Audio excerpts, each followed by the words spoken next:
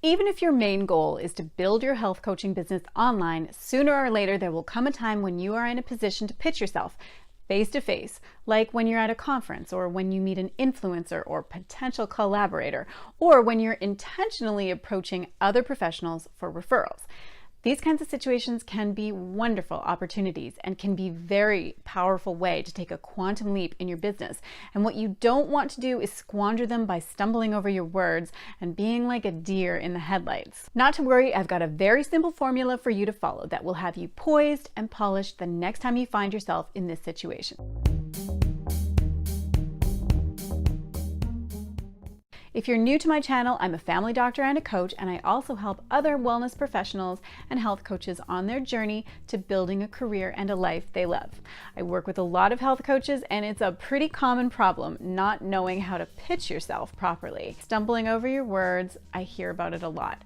As for myself, over the years, I've learned the fine art of pitching myself for media interviews and other professional collaborations. As a physician and a coach, plus one other fun fact about me is that I'm a novelist, traditionally published, and in the publishing world, pitching is extremely commonplace. It's hard to get anywhere without being able to concisely and effectively pitch yourself and your ideas to very busy literary agents and editors.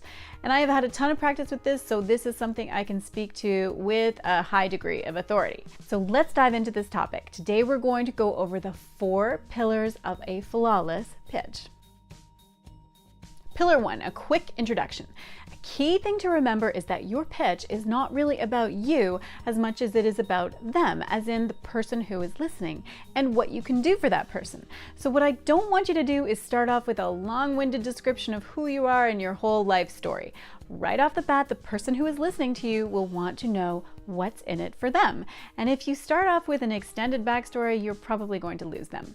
Their eyes will glaze over, or worse. So I want you to ask yourself, how can you help this person in some way? Do you have something to offer that would be of value? That's what people really want to know, whether they come right out and say it or not. So don't start with a bunch of details about you. If they're interested, they'll ask you about the details of your credentials and backstory later, or you can find an opportunity to bring it up, but don't lead with that. Let's take an example. Say you meet a fellow health coach at a conference and you're familiar with her work. You've read a couple of her blog posts, listened to a guest podcast or two, and you feel really aligned and simpatico. You would love to talk to her more, and you've got a germ of an idea for a collaboration or a joint venture. Let's say her niche is with digestive health and yours is with migraines. A very simple formula is just to say who you are, describe your position in a couple of words, and then state who you help. In a nutshell, you could introduce yourself with something simple like, I'm Sarah, I'm a health coach, and I work with women who struggle with chronic migraines. Immediately after you've made your introduction, you again want to find another way to keep the focus on them and try to find some element of connection between you two, no matter how small. If you can find an authentic way to show that you have something in common, it can really go a long way. Maybe you're aware of a personal interest of theirs and you share it, so mention that. Or it could be showing that you're familiar with their work, like how long you've been reading their blog or following them on Instagram. Basically, this create connection and show familiarity piece can take on all kinds of qualities because it entirely depends who you're talking to. But just try to find a way, after you've given your very brief introduction, to find a quick way to make a connection with your listener.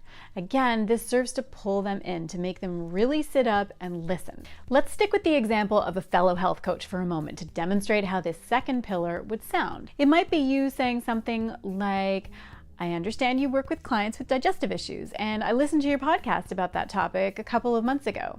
And then you could briefly describe, what you liked about it. Pillar 3, pitch your idea. Now it's time to get to the meat of things. This is basically the moment when you make your offer, whatever that might be. If it's an offer of collaboration or a joint venture, this is the moment to put it out there and describe briefly what you've got in mind. Again, keep it super brief, intriguing, and irresistible. Encapsulate your offer in 1 to 2 sentences, like, I'd love to come on your podcast and talk to your listeners about natural ways to prevent migraine. I know your listeners are mostly women, and it's a common problem for a lot of women, and I have some not so commonly known strategies I could share. To take another example, let's say you're pitching a doctor, telling her about your services as a health coach in hopes that she'll refer some of her patients to you. Make sure you frame your offer in terms of how you're going to solve a problem for the doctor, using your services and expertise. So something like, I know your time is a premium and it's difficult to spend a lot of time with patients counseling them on the various lifestyle changes that might help prevent their migraines. I offer a one-on-one coaching program that could help offload some of that pressure and also provide a useful resource for your patients. Again, just 1 to 2 sentences and then stop talking. Give them a chance to respond or ask a question.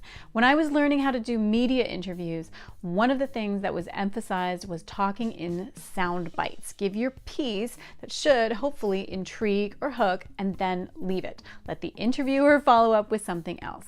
The worst type of conversation is where the person goes on in a big run-on sentence trying to jam as much information in as possible. This is not the spirit of an elevator pitch because you're just going to annoy and turn off your audience and their eyes will start darting around looking for an escape. Pillar 4, make the ask. It may seem glaringly obvious, but you'd be surprised at how often this last piece is overlooked. Provide the call to action and put it out there. Let it be known that you would love to chat more and take things to the next step. So this is when you say, if you're interested, I'd love the opportunity to talk to you further. Would it be all right if I contacted your office? Or maybe, can I get in touch with you after the conference so we can chat more? Okay, so let's recap the 4 pillars of a perfect pitch. A brief, to the point introduction, a moment to create connection or familiarity, pitching your idea, and making the ask. Now, maybe you've watched this video because you like the idea of approaching other professionals for referrals or collaborations and want to figure out how to make that happen. And while pitching is important, it's just one part of the puzzle.